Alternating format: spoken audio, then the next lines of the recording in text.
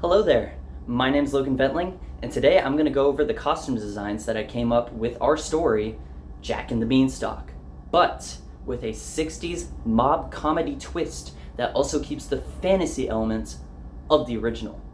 So, without further ado, let's get started and let's check out some of my designs that I made up. Okay, so for Jack's design, which is the main character of Jack and the Beanstalk from the original, the colors that I chose have tints of grays, whites, and blacks to it.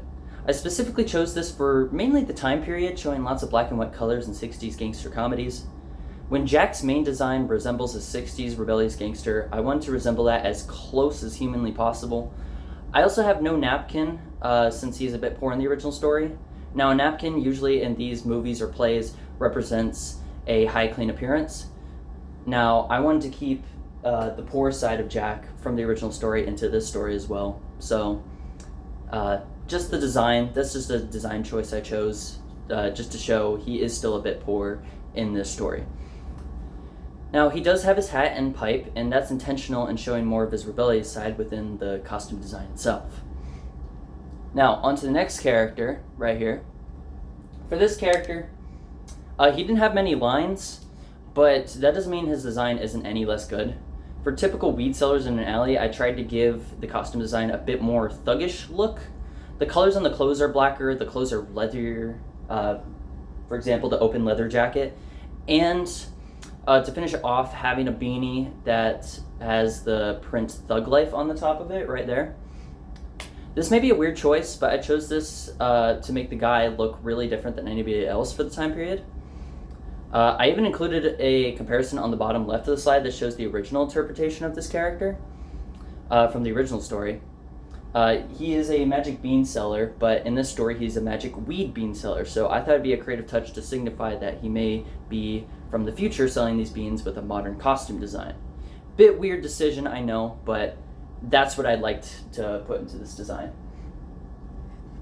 Alright, now on to the next character. This one's one of my favorites.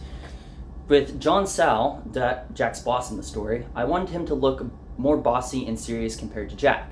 Starting off with the first part of the costume, the fake mustache, which shows his superiority of manhood.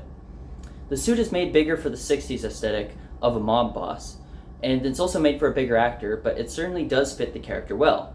Unlike Jack's costume design, it's all black. We got black hat, black shoes, black suit, and black tie. Now, black is usually associated with an extra serious look, so that definitely was the intentional look for a mob boss design like this. Alright, now on to the next character, which is one of my favorite character designs, Luther. Now, for Luther, I wanted to have a partial bird design like this to help the introduction of Jack being in the clouds. He is a guard that takes him to the giant, which we'll get to the giant in the next slide. And with his bird costume design, I also wanted a guard outfit to fit the costume as well. Since the character is a guard, the image that I provide right here is based on a 1960s cop design right here, with golden buttons, a police hat, and badge to show the authority that this character has.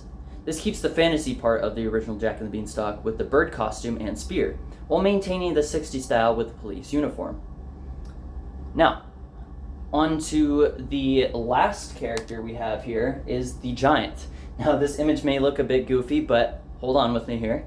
For the giant, I want to make him a mob boss, just like Don Sal, but just a little bit different here than Don Sal.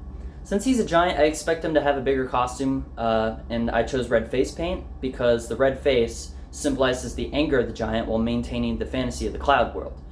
I included a typical mob boss design with a black and white suit with a red rose to signify his gigantic authority and have more like authority than a guy named Don Sal in the story. I should also mention his giant cigar, which will be used as a funny prop in the design. One more thing, if the actor isn't bald, there is a bald cap that is included with this costume, so keep that in mind. Alrighty, so in conclusion, I've taken mostly inspiration from costumes / outfits from 60s mob movies / plays. These usually include black and white outfits like this that match the vibe of the era that it's going for. I also tried to do outfits that fit with the era while keeping the fantasy element, like the bird from the original Jack and the Beanstalk. These designs were really fun to make, especially Luther with his bird and 60s cop outfit. That was my favorite one. But with that said, I hope you enjoyed seeing my presentation on the many different designs that I came up with. I had lots of fun talking about this, and I hope you had fun too. So I hope you all have a great rest of your day.